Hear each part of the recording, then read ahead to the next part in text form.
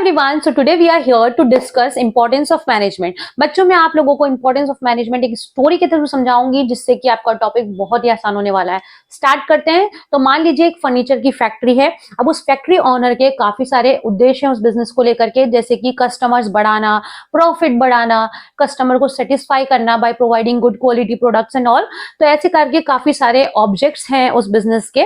तो उस बिजनेस के ऑब्जेक्ट्स को अचीव कौन करवाएगा? Management. Management helps in achieving group organizational objective by integrating the efforts of people working in that organization so that objects will be able to achieve effectively and efficiently. Management क्या करता है? लोगों के efforts को integrate करता है जिससे कि ऑब्जेक्ट्स जो है वो टाइम पे और कम कीमत में अचीव हो जाए। ठीक है।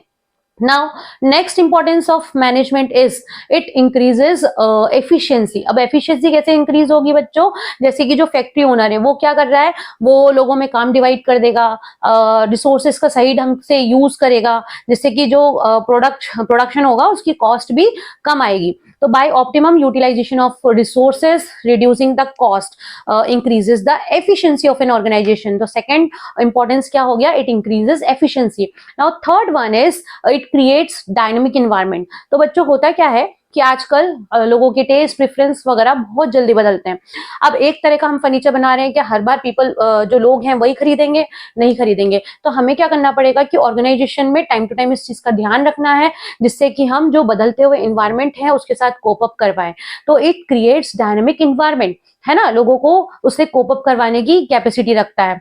Now fourth importance of management is it helps in achieving personal objective. तो बच्चों जैसे ऑर्गेनाइजेशन के तो गोल होते ही हैं, लेकिन जो उसके अंदर काम कर रहे हैं लोग उनके भी कुछ गोल्स होते हैं।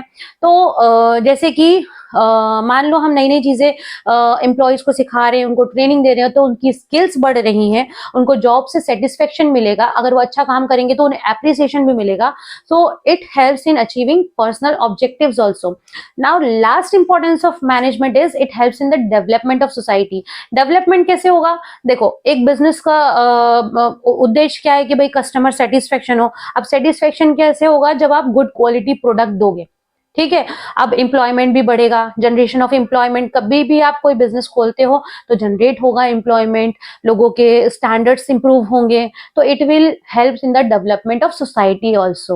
ओके, तो ये हो गए हमारे सारे इंपॉर्टेंस। और बच्चों इसको लर्न करने के लिए निमोनिक्स ये है, आप इसको इजिली लर्न भी कर सकते हैं।